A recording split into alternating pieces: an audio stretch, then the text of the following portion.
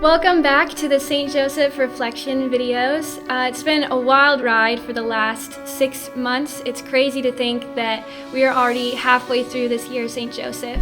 If you haven't had a chance to watch all of the reflection videos and hear about what all the guests have to say about their relationship with St. Joseph, those videos are all available on Facebook, on YouTube, and on our website if you would like to watch them. I highly encourage you to do so. And if you haven't read the Apostolic letter by Pope Francis about the year of St. Joseph, that is also available on the Vatican website, and that is an incredibly spiritual, insightful read. It's very quick, very easy, but every time I read it, I get something new out of it. So this month, we are joined by parishioner Jim DeSmet, and we are going to be discussing the fatherhood of St. Joseph, because this month is when we celebrate Father's Day. So thank you so much for being my guest this month. I'm so excited to talk more about St. Joseph. Thank you for inviting me. I enjoy this very much. Of course. And so how I start off all my videos, who is St. Joseph to you? Have you always had a relationship with him? Is this a new thing that's happened recently? I had an initial relationship with St. Joseph, and then it kind of faded. As a matter of fact, on my wedding day, at the end of the Mass, my wife went to the Marian's altar, and I went to the St. Joseph altar just to offer ourselves to that. So it goes back a ways, and then, no, St. Joseph have not been there until this year. Wow. And then when I was invited to do the night at the library, I got very involved in it, and oh my goodness, what this gentleman has done. It's just incredible, and I've been more involved since then. It means a lot when we had that relationship with a saint or with someone who is very strong in their faith, and sometimes we go out of having that relationship with them and then we come back to it in the time that we need to be close to them, you know? Mm-hmm. And so I think it's so incredible that you had this opportunity to talk at the night at the library and talk about St. Joseph. Right. And I know that there was multiple points that you brought up, but when you were preparing for that talk, or even when you were giving it, what aspects or attributes of St. Joseph really stood out to you, or you really hung on to a lot? Well, there were a lot of things that I didn't know about St. Joseph. One was, how old was St. Joseph? Oh, that's true. Initially, you always see him in the pictures as being a very old gentleman. Mm-hmm. White beard, long hair, the wrinkled face, like you would have for a person my age or older. And then I heard Mother Angelica answered in one of her clips. Somebody called in and asked, how old was St. Joseph? And Mother Angelica answered her, well, there's a dispute about that, about a young man and an old man. And I boil it down to this. I ain't no old man going to walk all the way from Nazareth to Egypt behind a donkey, So I assume St. Joseph was a younger man. And then the book I read, the dedication to St. Joseph, that also brought out the same point, that because of the things he was required to do, taking Mary from Nazareth to Bethlehem, that's not a short trip either. And then from there to Egypt, he had to be probably in his 30s, I would guess. And there's no right or wrong answer to it, so it's kind of neat. You can say whatever you want and then back it up. Yeah. So I was surprised by that. I was surprised also about his approach to Mary, how he really adored that woman. Mm-hmm. And I always considered their relationship kind of standoffish. They were together, but they weren't really husband and wife. Yeah.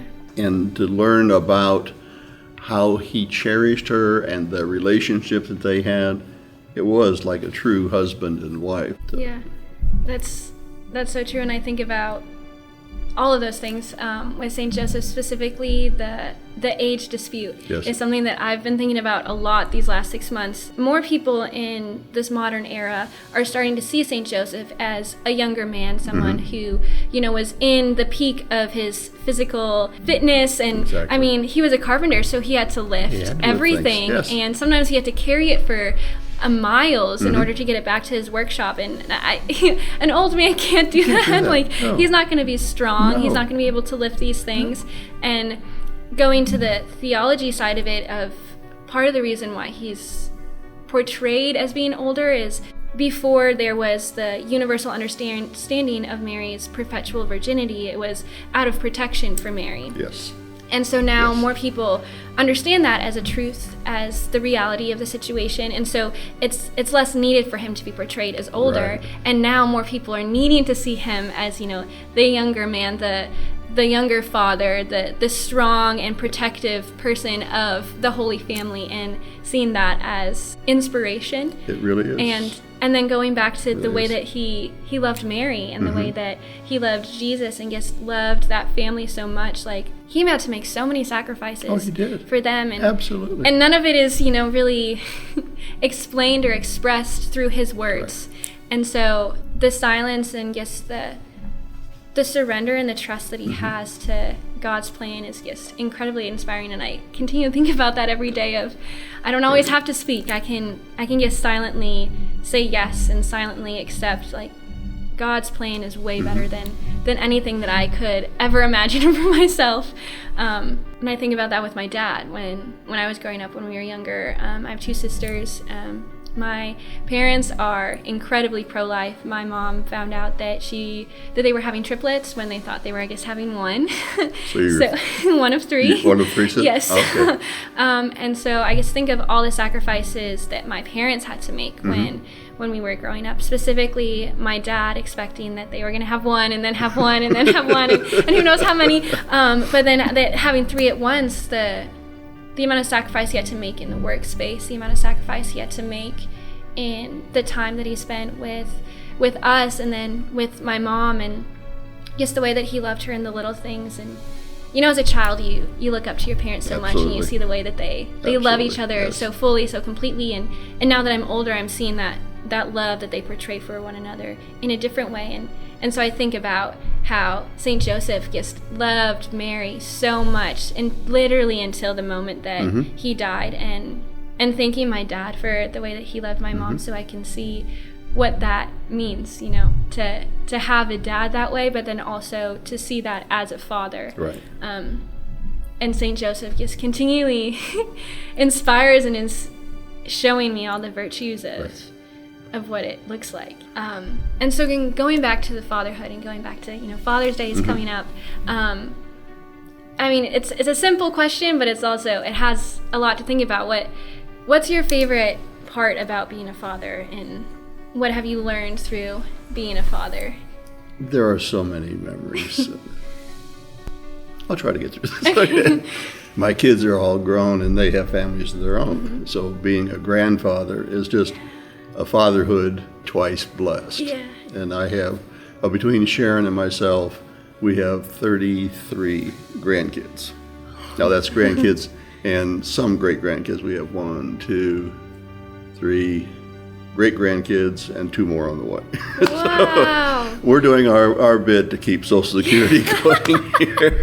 Wow, So that's incredible. It is. It really is. But looking at St. Joseph and how it affects my life and the memories that I have, I know when I did the talk in the library, I had a picture of my son, and he was out helping me sand a door. He was probably 2.5, maybe 3 years old. He had a little sanding block, and he was sanding along the door as I was sanding with a sander on the other side of it. And the other kids, the same thing. I have 1 son and 3 daughters. Okay. So all of them have their own precious moments, and the moments don't stop. They continue. Yeah, that's so beautiful.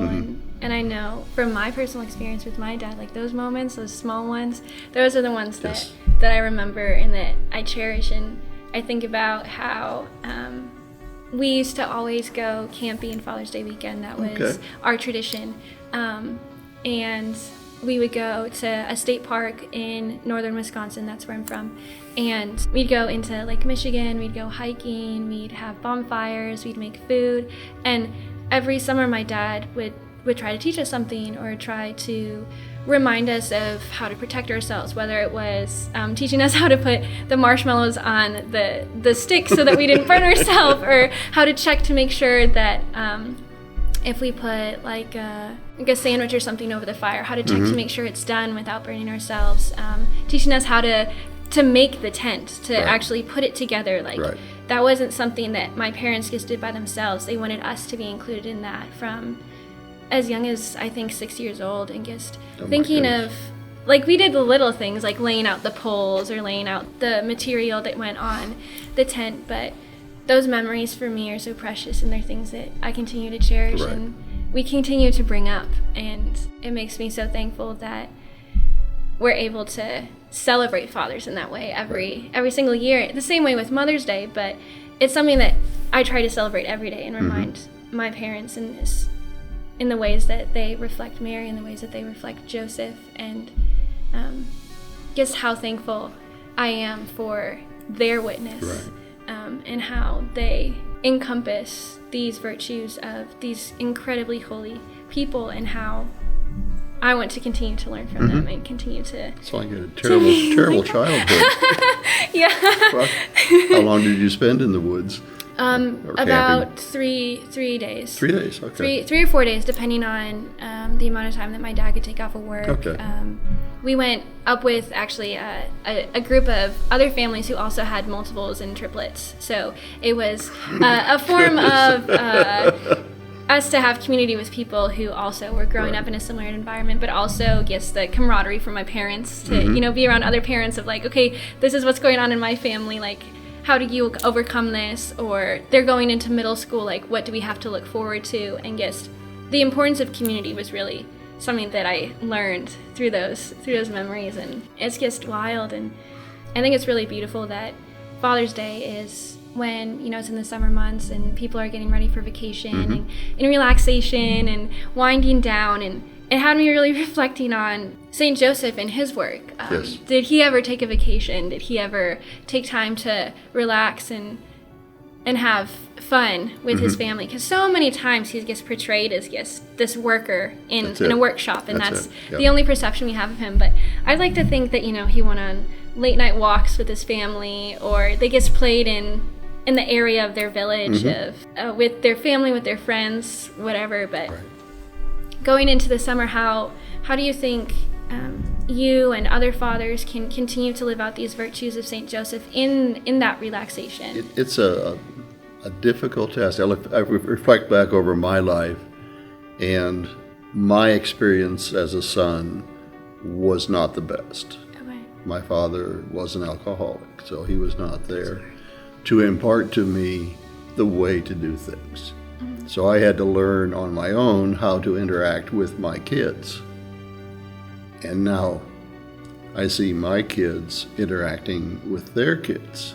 And each generation, it's getting better.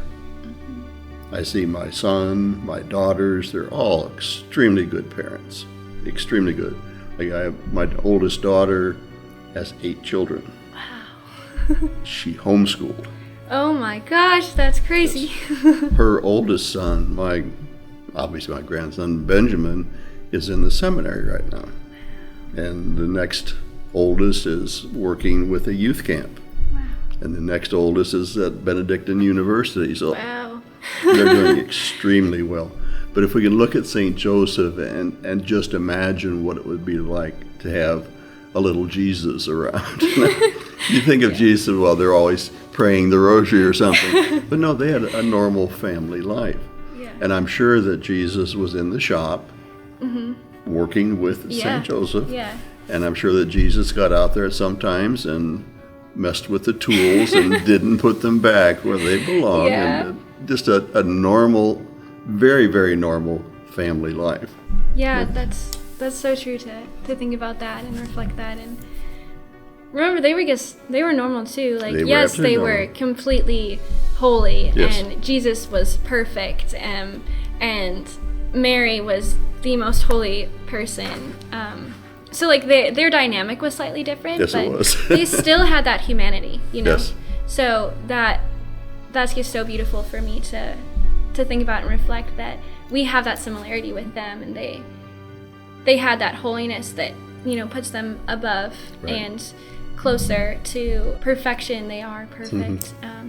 Joseph, also had graces that made him elevated in his interactions. Yes. But we can just hope and pray that we can strive for that and achieve what God has planned for us. And yeah, thank you so much for talking and sharing your insights on St. Joseph and fatherhood and everything with your life. Absolutely. We could go on for a long time. We could go on for hours. I love talking about St. Joseph. Yes. So for the next video for July, again, that can be available on YouTube, Facebook, our website. We are going to be joined by another parishioner, Bob Rice. We are going to discuss so many beautiful things about his personal relationship with St. Joseph and what he has learned through this year, through his life, and through having conversation with St. Joseph in prayer. As always, please follow us on Instagram, on Facebook, on Twitter. Follow our videos on YouTube. Take a look at our website and see what videos we have available there as well. So many incredible things are coming out of our communications department here, and we just would love for you to continue to engage with those videos, with those posts, and with those content. With that being said, God bless, and thank you for watching.